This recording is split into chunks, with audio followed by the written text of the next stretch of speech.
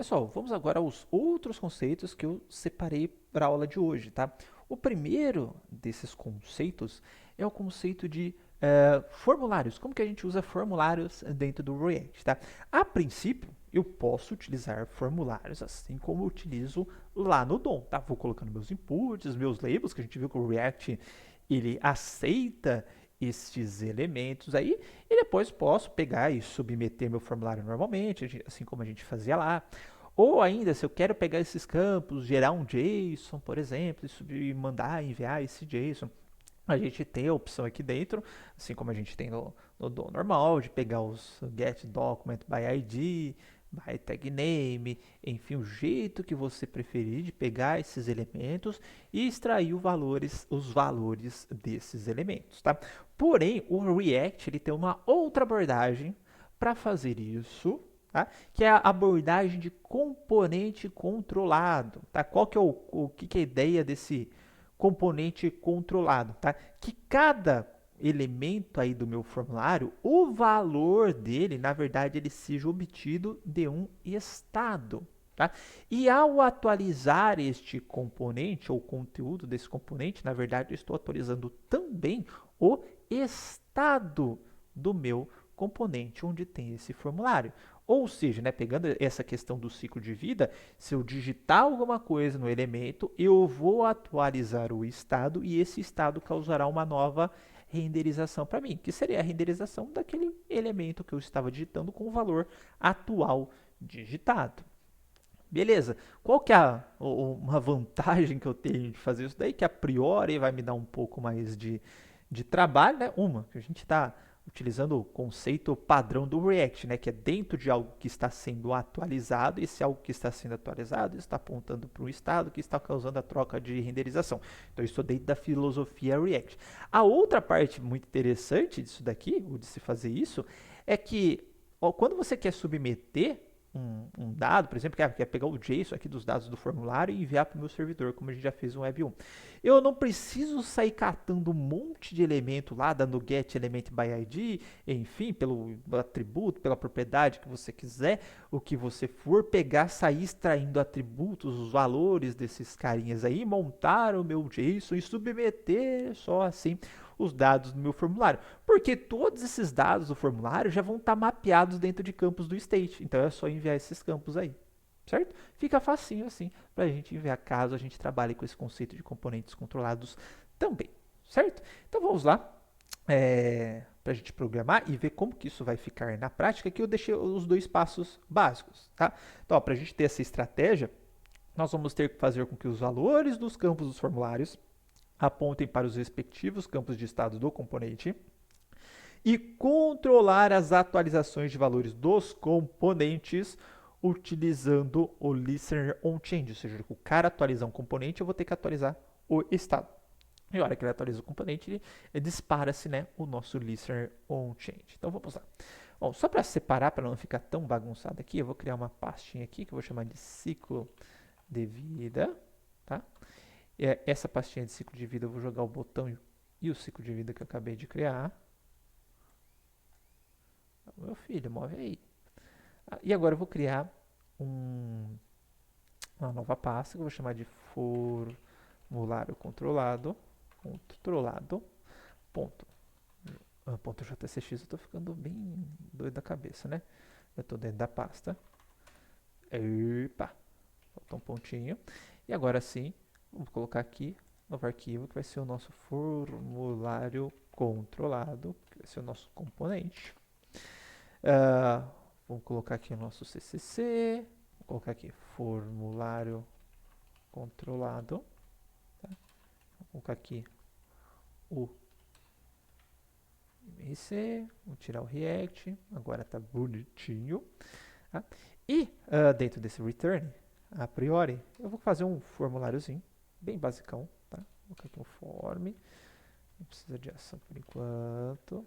Vou colocar uma div, um label. Ah, e aqui tem um pequeno detalhe, tá?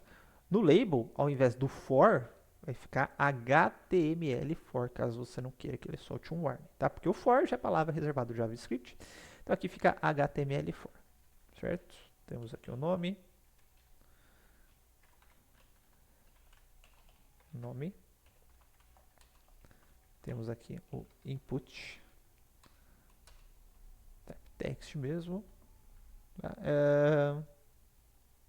E vou replicar esse cara aqui. Vamos colocar aqui um e-mail. Aqui fica e-mail. Tá? E aqui nós temos o e-mail. Por fim, a gente coloca um botão aqui. Botão. Submeter.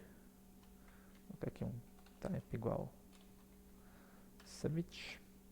E nós temos um formulário bem simplesinho, bem tradicional. E eu vou pegar esse formulário bem simplesinho e bem tradicional e vou colocar... Opa, fechei sem querer meu formulário. E vou colocar ele aqui no meu index.js, tá? Então, import formulário controlado from components formulário controlado e formulário controlado. E aqui vamos de formulário controlado. Ok? Salvei, deu certinho, tá? Vamos atualizar aqui. Nós temos o nosso formulário feinho, não estou utilizando Bootstrap nem nada, mas está aqui, tá? Ó, ele está funcionando, bonitinho, tá? Teste. Se você clicar no submeter da forma como tá, né? Já esqueci de colocar teste e-mail, né? teste@eng.com. Vamos clicar no submeter, ó. Ele pegou e submeteu. Como não tem name, não tem nada. Deixa eu só colocar os names aqui, né? Name igual a nome. Que tinha feito sem. Name igual a e-mail. Tá? Vamos tirar esse asterisco. Tá? Colocar teste. Colocar aqui e-mail. Submeter, ó. Tá submetendo normalzinho aqui. Se você quiser fazer com Ajax, né, a gente coloca um clique, pega esses dados, manipula, enfim, então estão aqui os dados do meu formulário, tá? Só que eu falei que aqui no React a abordagem aqui que a gente vai utilizar é de formulário controlado. Então, quais são os passos do formulário controlado, né? Eu vou colocar aqui campos no meu estado, então o nome a princípio é vazio, tá? E o e-mail também vai ser vazio. Ok? Feito isso, tá?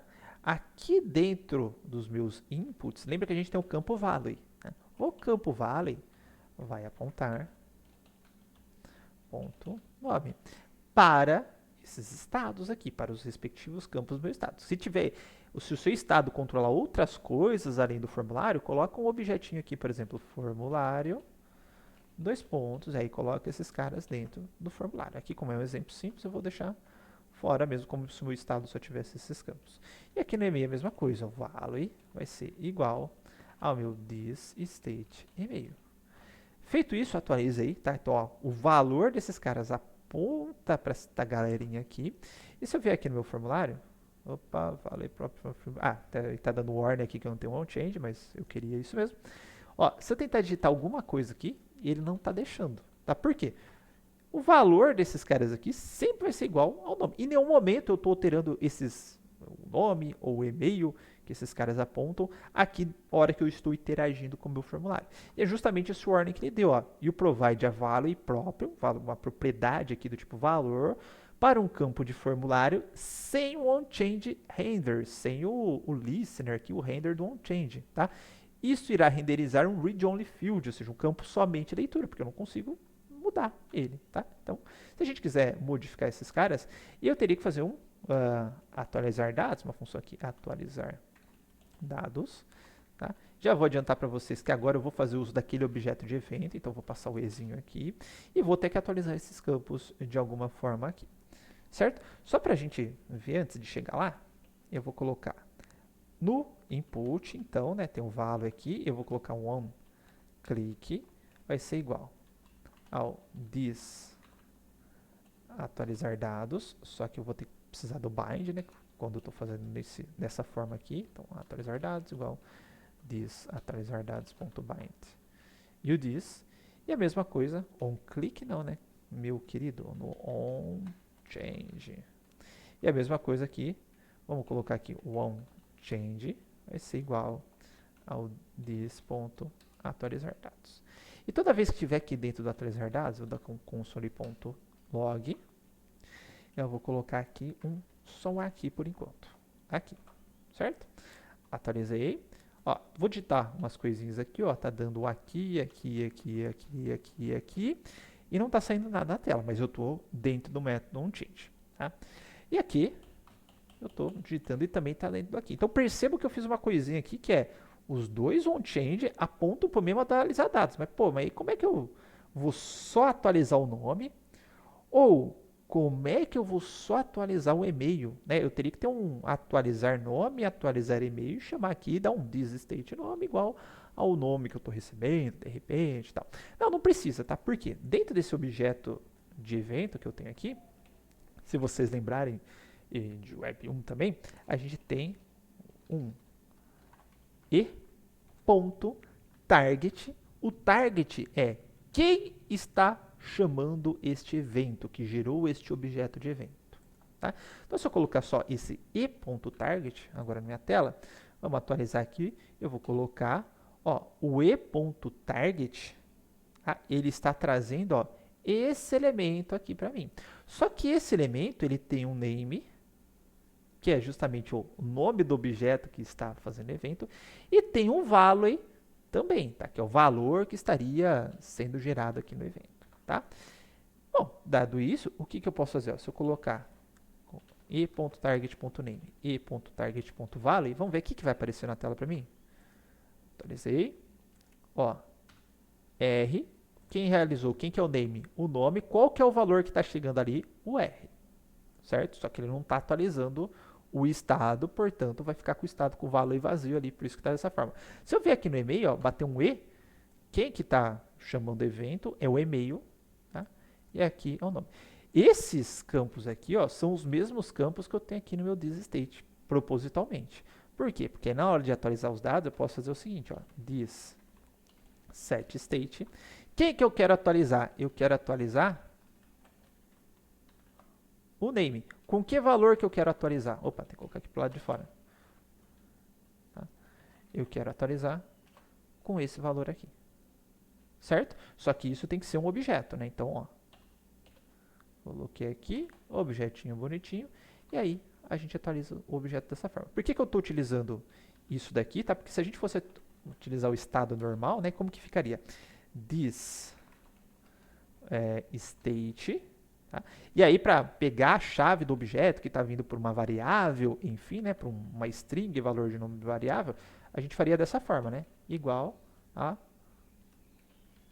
o e.target.value. Mas como eu tenho que invocar dentro do thisState, eu só passei essa parte aqui para o formato ou para a notação de objeto, que no lugar do igual aqui é o dois pontos. Certo? Então, como se eu estivesse atualizando um campo de objeto normal, só que eu estou fazendo isso direto aqui dentro do thisState. Feito isso, salvei. Vamos lá, vamos atualizar esse cara aqui. Agora eu vou bater aqui um R maiúsculo, o R já começou a sair aqui. Tá? FAEL, tá? E aqui o e-mail, teste, @ig e assim por diante. Só para a gente ver, né, eu vou fazer o seguinte, nesse botão submeter, eu vou colocar uma função aqui, enviar dados, e aqui eu vou colocar o this.enviar dados igual this.enviar dados.bind this. E aqui no enviar dados, eu vou dar o e.prevent default, para ele não submeter o meu formulário. E vou dar um console.log thisState, só para a gente ver aqui que vai sair na tela. E aqui no meu submit, type submit, então one click vai ser igual ao this.enviar dados. Salvei. Vamos lá então.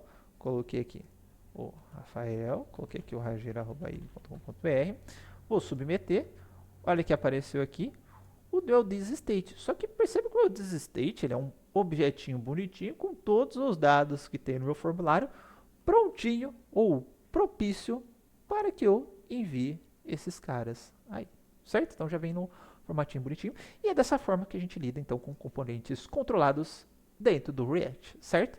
tendo o valor apontando para um campo de estado e tendo aqui o onChange programado para eu atualizar o estado, que está aqui, e, consequentemente, atualizar os meus valores. Ok, pessoal? É isso e até o próximo vídeo.